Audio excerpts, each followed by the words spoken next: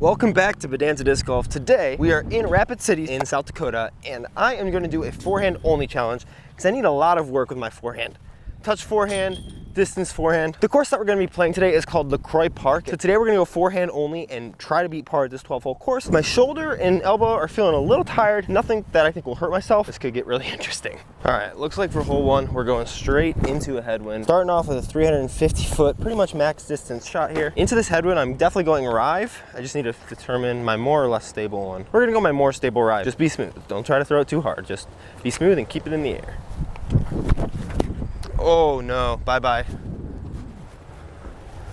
Oof. This is why we gotta do this freaking challenge. All right, if you're one of these people, let me know too, but I always bring like a bunch of discs with me to decide the shot. This is such a bad first drive. The big problem with that drive is I didn't follow through. When I throw forehand, I really like to come through and then make sure that I transfer my weight to this front foot so my back foot can follow through. Didn't do that, so I just released it like this, which is way hyzer. Therefore, terrible shot. But we're gonna go bull snake here.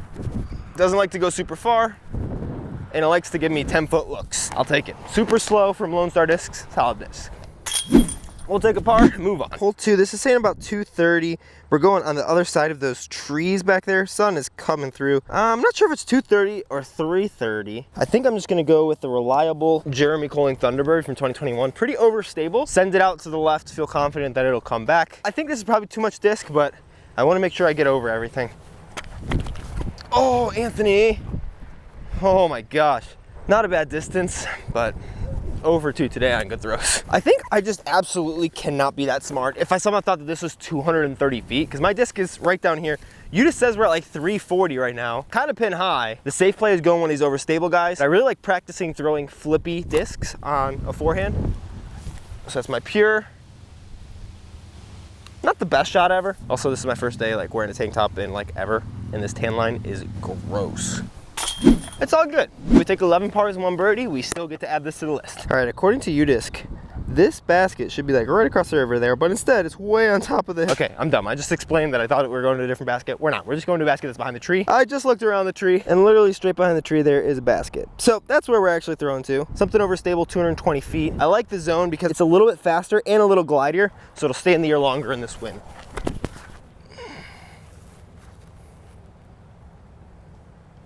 Oh, that's so short. Whew. Oh no, stop rolling. That was such a good putt. Felt good out of the hand at least. They're popping out. Hole four looks like we're in the A position at 259 down there. We're gonna throw my less stable zone or Sky God 4. Less stable zone. Should actually still get some turn before it finishes and hopefully just stay away from this little creek here. It's my first good shot, but that headwind is way stronger than I thought. That's the first one that felt good coming out of my hands. Got another circle two look. That's it. Oh, come on. Oh man, these putts are feeling good out of my hand. Hole five looks like we have 290 feet up the hill. At 295 uphill with a helping tail, we're gonna do something funky, and I'm gonna throw my dome. 8-6, -3-1. I don't throw flippy discs normally, especially not on a forehand, so I'm pretty scared of how this is gonna turn out, but could be good. I think I have a general idea how to throw it. Gonna make sure I throw it way to the right so it comes back left. Whoa, that is so funky. That's so weird looking. It's honestly a pretty good shot. That disc is very flippy though. I was so scared that I just left it out so far to the right, and then it's just like, nah, I'm gonna come way back left for you. So hopefully you have a look. It might be short. I still don't know how I feel about that disc yet. There's a couple Lone Star discs that I put in my bag after doing my challenge with them, and I've liked them so far a bit, but I haven't like fallen in love with them. Could have just thrown a different disc here, but I wanted to really test myself and my understable forehands. Holy crap, check this out. I actually, it's my best drive of the day. I'm inside the circle. I'm so happy about that. I'm learning things about disc golf. Nice putt. We got the birdie with the flippy forehand with my flippiest disc in my bag. Let's go. Let's hope the birdie train starts to roll. My confidence with my forehand just went up 10 times. All right, hole six, here we go again. 229 feet up the hill there. We're gonna throw the Texas Ranger as my actual shot. And since it's a forehand with a flippy disc that does have some stability at the end, I'm gonna try to throw it hard and either flat or slightly anhyzered so that it'll go left and come back right. Finish.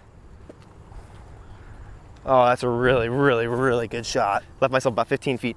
That's why there's something about this Texas Ranger. I don't know what it is, but I keep toying with taking it out of my bag, but it gives me some confidence. Birdie train is starting. On to 7. We are running out of daylight big time. I just went and ran down to see where this basket was. Right in between those 2 trees. Honestly, kind of in line with the one to the left. Gonna try to throw, I think, what is this one? It's definitely a 450 based on looking at where the position is. So, rive shot. Leave it out wide. The headwind will turn it. If I throw it down the hill enough, keep the nose down, and we should be good. Turn it more, turn it more, turn it more. It didn't turn it enough. It's down the hill. It might have cartwheeled based on the angle that I saw it hit the hill. So it could be inside the circle, but we're definitely within 100 feet. We're probably about 70 feet out, so it's not jump hunt range for me. Gonna go bull snake, I think. Actually try to throw it in, because that's fun.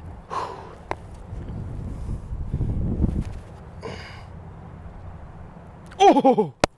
That looked good from my angle. Probably not from yours, but take an easy 3. All right, honestly, not super far. We're going straight up the hill there to the basket. Shouldn't be too complicated, except for the fact that this tree's in the way. So I'm gonna throw my Sky God 4 on a slight flex line. I don't know, either 205 or 230, but we're going uphill, so.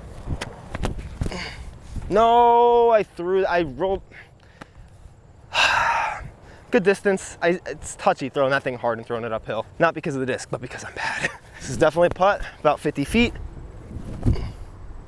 Oh my God. That one I finally got the height right, just missed. The birdie train has come to a stop. Well, it stopped last hole, never mind. Sunlight has come to a stop though, honestly. All right, hole 9 from here. It's like beneath that tree, way down there. Big 400-foot forehand, which I totally got in the bag, totally. We're gonna go with my flippy arrive. Kind of have a tailwind though, so that will help me out a little bit. As long as I can get a look for an easy 3, I'm happy. We're down 2. Let's just finish this round strong. Honestly, I'm pretty happy with that. It wasn't as short as I thought. If I can't putt this, we'll throw a forehand out. We'll use the pure. Hopefully these trick shots pay off. No. All right, hole 10, we're going here. We're going underneath that tree. There's actually a kid running through into the basket. So, and I think instead of going dome again, this might be a mid shot. I need to find the distance because there's no sign here. Oh no, did I leave my phone? I always leave my phone at least once during a round. It's such a bad habit. Where did I even leave it? I'm gonna throw my less stable T-Bird 3. It's not nearly as flippy as my dome, but if I throw it on a slight in-hazard line, it should turn, and I want it to start finishing, so going back to the right in front of that tree so that we don't land in the water, but we land under the basket. That's really high. Oh my gosh, I keep forgetting that everything is so much flippier at this elevation. Gosh, how did I leave my phone? I'm such a dummy. Okay, one benefit of the sun going down. Check that out. That's sweet. Kind of a death putt, but we're definitely outside the circle. Finally made. Oh no! Come on! What? My phone? Thank goodness.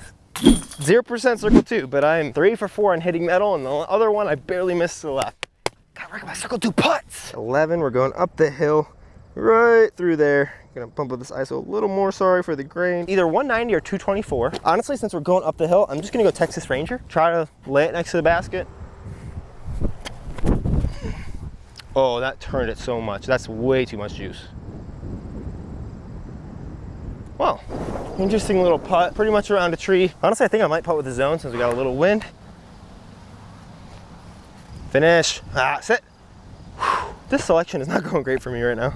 Luckily, we didn't get too bad of a roll away, and barring something drastic